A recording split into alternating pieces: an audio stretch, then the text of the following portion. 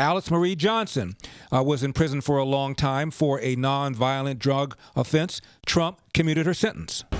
A great-grandmother gets a second chance at freedom after President Trump commutes her life sentence. Alice Marie Johnson served 21 years for a nonviolent first-time drug charge, but a serious charge of drug trafficking and money laundering. Her story caught the eye of Kim Kardashian West, who made a personal plea for the release to President Trump last week.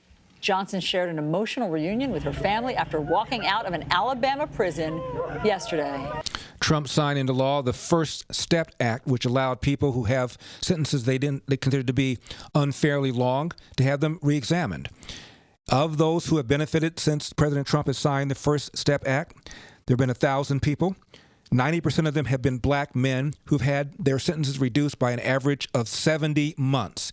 Even Van Whitelash Jones praised this. How significant do you think this is? By the way, one of your partners in working on this was Jared Kushner. Jared Kushner, whose father went to prison and who fought on this as hard as that. This is history.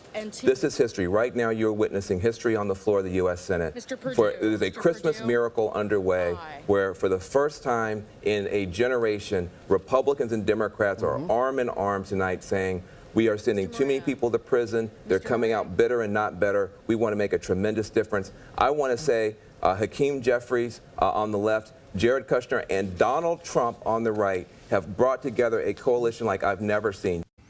Van Whitelash Jones. Peter Kirsanow of the Civil Rights Commission talks about illegal immigration hurting blacks more than anybody else. Who is it trying to do something about illegal immigration? Donald Trump.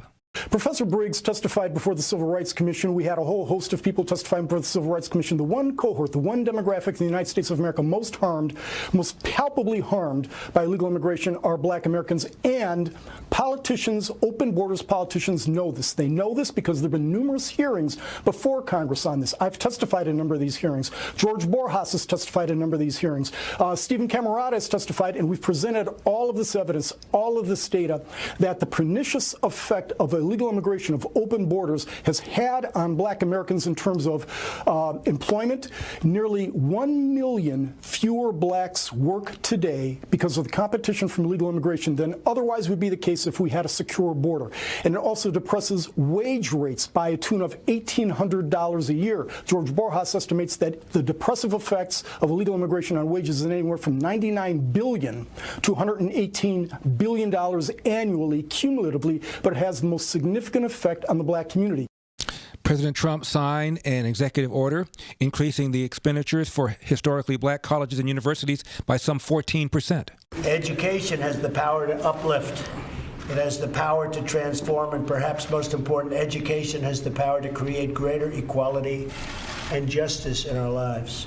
That's why today I'm thrilled to be signing an executive order to recognize the importance of historically black college and universities. He signed an order establishing enterprise zones to benefit the inner city. It's a big day. Yes, sir. Thank you. In a few moments, I will sign an executive order launching a new White House opportunity. This is a very big thing that Tim and I and everybody have been working on for a long time. And Revitalization Council. This council will coordinate efforts across the entire federal government to deliver jobs, investment, and growth to the communities that need it the most. And you remember Sam and Dave? Sam Moore came to the White House to praise the president for signing the Music Modernization Act. We'll talk about that next segment.